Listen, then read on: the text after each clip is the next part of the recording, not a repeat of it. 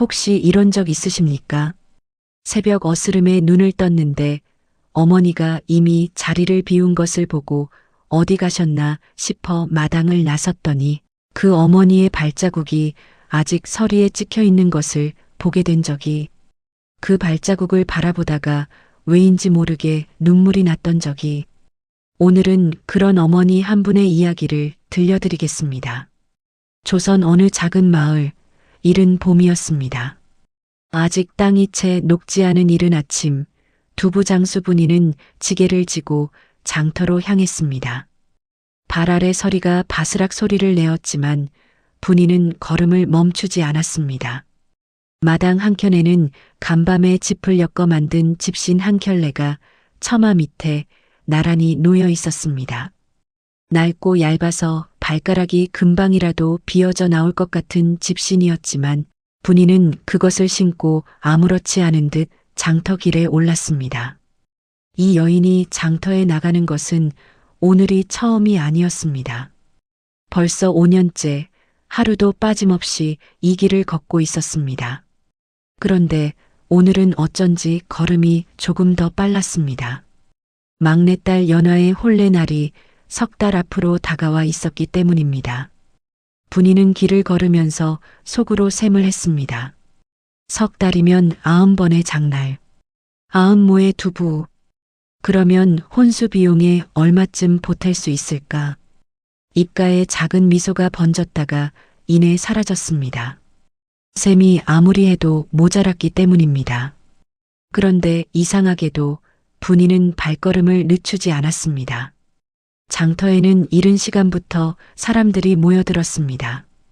분이의 두부는 맛이 좋기로 소문이 나 있어서 자리를 펴기도 전에 단골 안악들이 줄을 서곤 했습니다. 이웃 마을에서 온 복순도 그 중 하나였습니다. 복순이 두부 한 모를 받아들며 말했습니다. 분이 씨, 얼굴이 많이 여위었소. 요새도 새벽 3시에 일어나는 거요? 아이고, 별 말씀을. 저는 이 일이 낙이랍니다. 분이가 웃으며 대답했습니다. 복수는 그 말을 듣고 한참 분이의 얼굴을 바라보았습니다. 웃고 있었지만 눈밑이 거뭇하고 손등이 얼어 갈라져 있었습니다. 연하 혼수는 다 됐소? 복순이 조심스럽게 물었습니다. 다 돼갑니다. 곧 됩니다. 분이는 두부를 썰며 짧게 대답했습니다. 복수는 더 묻지 않았습니다. 분이가 곧 됩니다라고 할 때 그것은 아직 멀었다는 뜻임을 복수는 알고 있었습니다. 두 사람 사이에 잠시 침묵이 흘렀고 그 침묵 사이로 장터의 왁자한 소리가 파고들었습니다. 분이는 다시 손을 움직이기 시작했습니다. 멈추면 셈이 무너지기 때문이었습니다.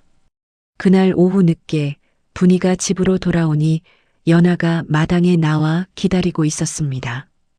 평소와 달리 얼굴이 굳어 있었습니다. 분이는 지게를 내려놓으며 물었습니다. 무슨 일이냐? 연하가 입술을 달싹이다 멈추었습니다. 그 눈에 눈물이 맺혀 있었습니다. 연하가 말했습니다. 어머니, 저 혼처에서 사람이 왔다 갔습니다. 분이는 가슴이 철렁했지만 내색하지 않았습니다. 무슨 일로? 혼수 목록을 보자 하더니 이불솜이 너무 얇고 비단이 없다 했습니다. 그러고는 연하가 말을 잇지 못했습니다. 그러고는 분이가 차분하게 물었습니다. 혼례를 다시 생각해 볼 수도 있다 했습니다. 분이는 아무 말도 하지 않았습니다. 그저 지게에서 빈 두부 틀을 꺼내 마당에 내려놓았습니다. 손이 떨렸지만 연하 앞에서 떨리는 손을 보이고 싶지 않았습니다. 연하가 흐느끼기 시작했습니다. 어머니, 저는 괜찮아요. 이 혼처가 아니어도. 울지 마라. 분이가 말했습니다. 목소리가 낮고 단단했습니다. 어미가 있는 한 괜찮다. 연하는 어머니의 그 목소리가 무섭지 않았습니다. 오히려 더 서러웠습니다. 어머니가 저렇게 말할 때는 반드시 어머니 혼자 무언가를 짊어지겠다는 뜻임을 연하는 알고 있었기 때문입니다. 그날 밤 분이는 연하가 잠든 것을 확인하고 방 안에서 홀로 주머니를 꺼내 엽전을 세었습니다. 세고 또 세었습니다. 그러나 숫자는 달라지지 않았습니다. 분이는 그날 이후 장에 나가는 시간을 앞당겼습니다. 새벽 2시면 일어나 콩을 갈기 시작했습니다. 두부를 하루 2모 더 만들었습니다. 밥을 먹는 시간을 줄이고 쉬는 시간을 없앴습니다. 몸이 얼마나 버텨줄지는 생각하지 않았습니다. 3달 안에 비단 한 필과 솜 2채를 마련해야 한다는 것만 생각했습니다. 봄비가 내리는 날에도 분이는 나갔습니다. 장터길이 진흙탕이 되어 집신이 2번이나 벗겨졌지만 그냥 손으로 눌러 신고 걸었습니다. 비를 흠뻑 맞아 두부 틀이 무거워졌지만 멈추지 않았습니다. 돌아오는 길에 분이의 집신은 바닥이 거의 닳아 없어져 있었습니다. 흙이 발바닥에 직접 닿았지만 분이는 마당에 들어서며 그저 발을 씻을 뿐이었습니다. 그런데 그날 저녁 연하가 어머니의 발을 보게 되었습니다. 발 뒤꿈치가 터져서 피가 배어 있었습니다. 연하가 소리를 지르려 했지만 분이가 먼저 발을 거두어들이며 말했습니다. 괜찮다. 걷다 보면 이런다. 연하는 입을 다물었습니다. 그러나 그날 밤 이불 속에서 소리 없이 오래 울었습니다. 어머니가 들을까봐 소리를 내지 않았습니다. 2달이 지났습니다. 분이는 비단 한 필을 마련했습니다. 솜은 아직 반채가 부족했습니다. 그런데 어느 날 장터에서 복순이 달려왔습니다. 분이 씨, 큰일 났소. 누가 분이 씨 두부 틀을 가져갔소? 분이는 그 자리에서 굳어버렸습니다. 두부 틀은 한 달 전부터 장터 한쪽 창고에 맡겨두었던 것이었습니다. 혼자 매일 지고 다니기 너무 무거워서였습니다. 창고 주인이 달려와 말했습니다. 간밤에 도둑이 들었소? 미안하오. 내가 어찌 알았겠소? 분이는 아무 말도 하지 않았습니다. 두부 틀이 없으면 두부를 만들 수가 없었습니다. 두부를 못 만들면 장에 나갈 수가 없었습니다. 혼례까지 남은 시간은 한 달이었습니다. 복순이 분이의 얼굴을 살폈습니다. 울 것 같으면 같이 울어줄 작정이었습니다. 그런데 분이는 울지 않았습니다. 잠시 눈을 감았다가 뜨더니 이렇게 말했습니다. 복순 씨, 혹시 목수 아는 분 계시오? 복순은 순간 말을 잃었습니다. 분이가 웃고 있었기 때문이었습니다. 그 웃음이 복순의 마음을 이상하게 아프게 했습니다. 그날 밤 분이는 집에 돌아와 남편의 낡은 연장을 꺼냈습니다. 그리고 혼자 두부 틀을 만들기 시작했습니다. 한편 혼처 총각의 어머니 점돌댁은 며느리감의 혼수가 빈약하다는 말을 꺼낸 뒤로 마음이 편치 않았습니다. 사실 점돌댁은 악한 사람이 아니었습니다. 젊은 시절 그녀 자신도 가난한 집에서 시집을 왔다가 시어머니로부터 평생 무시를 당하며 살았습니다. 좋은 비단 한 번 두르지 못하고 30년을 보냈습니다. 그래서 아들만은 제대로 된 혼수를 받는 며느리를 맡게 해주고 싶었던 것이었습니다. 자신이 겪은 서름을 아들의 아내는 겪지 않았으면 하는 마음이었습니다. 하지만 마을 사람들에게서 분이 이야기를 전해 들을수록 점돌댁은 가슴 한구석이 묵직해졌습니다. 남편을 일찍 잃고 딸 셋을 혼자 키웠다는 것, 새벽마다 두부를 이고 30리 장터를 걸어 다녔다는 것, 그리고 딸 앞에서는 한 번도 힘들다는 말을 한 적이 없다는 것. 점돌댁은 창문 밖을 바라보았습니다. 마당에 봄꽃이 활짝 피어 있었습니다. 그 꽃을 보며 점돌댁은 오랫동안 아무 말이 없었습니다. 무언가를 결심하는 것 같기도 했고 무언가를 견디는 것 같기도 했습니다. 혼례가 보름 앞으로 다가온 날 저녁 연하가 어머니의 방에 들어왔습니다. 어머니, 저 혼수 안 해도 됩니다. 그냥 이대로 가도 됩니다. 분이는 바느질을 하다 말고 연하를 바라보았습니다. 연하의 눈이 발그레했습니다. 울었던 모양이었습니다. 이대로라니. 분이가 말했습니다. 어머니 손이 그러면 안 돼요. 연하가 분이의 손을 잡았습니다. 바늘에 찔려 굳은 살이 박힌 손, 두부물에 불어 터진 손이었습니다. 이 손으로 저 혼수 챙기지 않으셔도 돼요. 저는 괜찮아요. 분이는 손을 빼지 않았습니다. 연하의 손이 너무 따뜻했기 때문이었습니다. 연하야. 분이가 말했습니다. 어미가 이 일을 하는 것이 힘들어서 하는 게 아니다. 좋아서 하는 것이다. 어머니, 내가 예쁜 옷 입고 가는 것, 어미가 보고 싶어서 하는 것이다. 연하는 더 이상 말을 하지 못했습니다. 분이도 더 이상 말을 잇지 않았습니다. 두 사람은 한동안 손을 맞잡은 채로 있었습니다. 바깥에서 바람이 지나갔습니다. 그리고 그날 밤 분이는 마당에 나가 오래된 나무 상자 하나를 꺼냈습니다. 연하는 어머니가 그 상자를 여는 것을 본 적이 없었습니다. 다음 날 아침 점돌댁이 분이의 집을 찾아왔습니다. 분이는 마당에서 두부 틀을 손보다가 문 앞에 선 점돌댁을 보았습니다.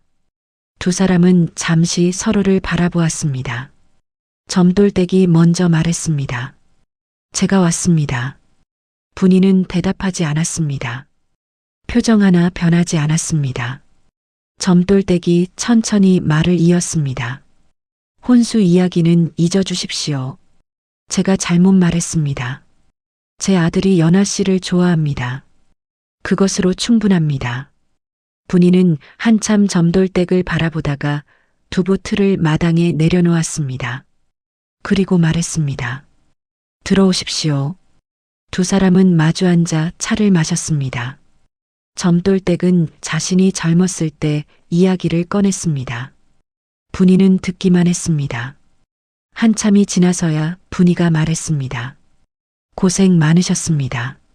그 한마디에 점돌댁의 눈이 잠깐 붉어졌습니다. 두 사람은 그 이상 말하지 않았습니다.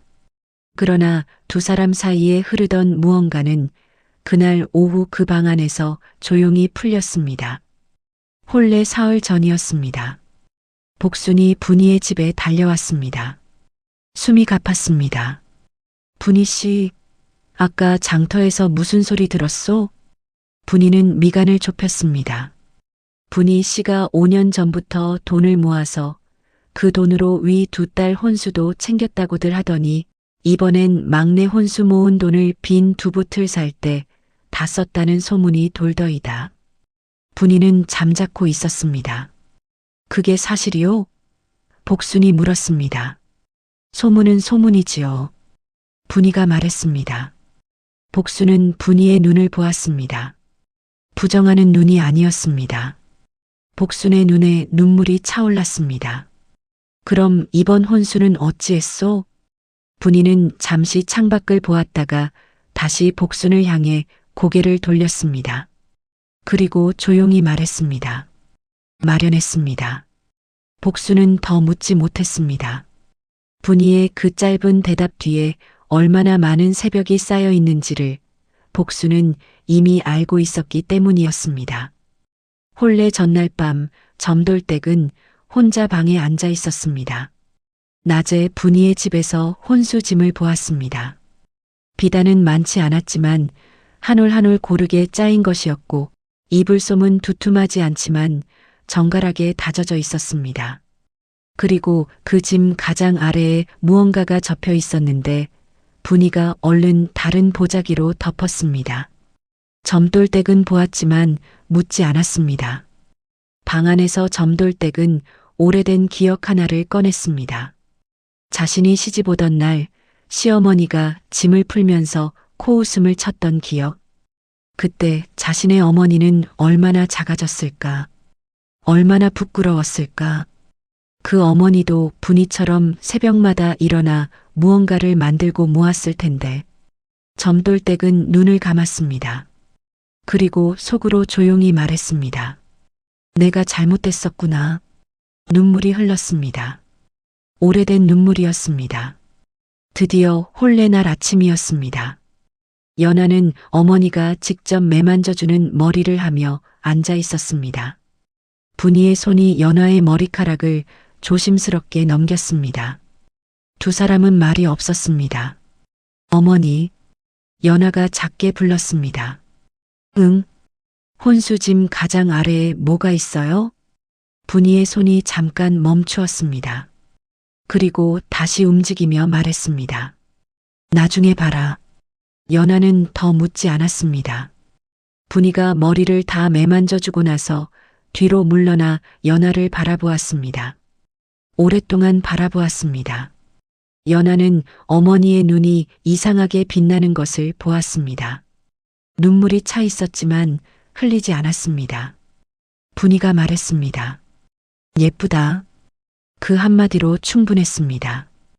혼례가 끝나고 연하가 시댁으로 떠나는 날, 저녁 혼수 짐을 풀던 연하는 짐 가장 아래에서 접힌 보자기 하나를 발견했습니다. 무겁지도 가볍지도 않은 보자기였습니다. 연하는 천천히 보자기를 풀었습니다. 그 안에는 집신 한 켤레가 들어 있었습니다. 새 것이 아니었습니다. 바닥이 닳고 옆구리가 헤어진 몇 번이나 기운 흔적이 있는 집신이었습니다. 어딘가 낯이 익었습니다. 연하는 잠시 그 집신을 내려다보다가 갑자기 눈물이 쏟아졌습니다. 소리도 없이 막을 수도 없이 흘렀습니다. 그 집신이 무엇인지 연하는 말하지 않아도 알았습니다.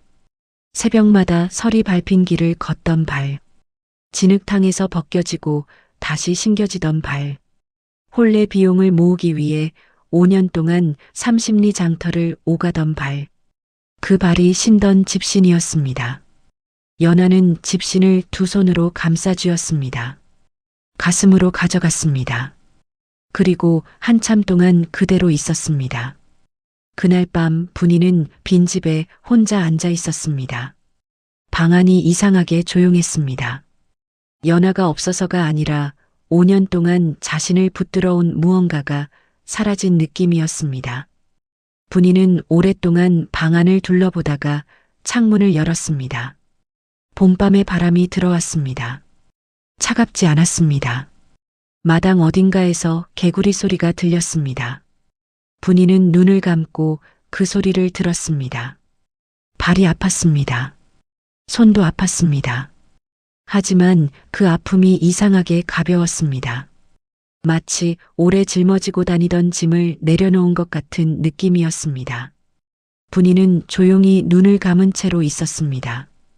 뺨을 타고 눈물 한 줄기가 흘렀습니다. 분이는 그것을 닦지 않았습니다. 그냥 두었습니다. 그로부터 여러 해가 흘렀습니다. 연하는 살림을 잘 꾸려나갔습니다. 시어머니 점돌 댁과도 사이가 좋았습니다. 아이를 낳고 집을 키웠습니다. 그리고 혼수 짐 속에서 꺼냈던 그 집신은 연하가 방 한켠에 항상 놓아두었습니다. 손님이 오면 보이지 않는 곳에 치웠지만 혼자 있을 때면 꺼내서 바라보았습니다. 어느 봄날 아침 연하의 딸이 그 집신을 집어들며 물었습니다. 어머니, 이게 뭐예요? 왜 이렇게 낡았어요? 연하는 잠시 말이 없었습니다. 그러다 딸의 머리를 쓰다듬으며 말했습니다. 외할머니 거란다. 왜 이렇게 달았어요? 연하는 집신을 받아들었습니다. 손끝으로 다른 바닥을 쓸었습니다. 오래 걸으셨거든. 그 말뿐이었습니다. 하지만 그 말 속에 5년의 새벽이 30리의 발자국이 한 번도 아프다 하지 않던 어머니의 얼굴이 모두 담겨 있었습니다. 마당에 봄꽃이 피었습니다. 바람이 지나가자 꽃잎 한 장이 살며시 날아와 연하의 무릎 위에 내려앉았습니다. 연하는 그것도 손으로 거두지 않았습니다. 그냥 두었습니다.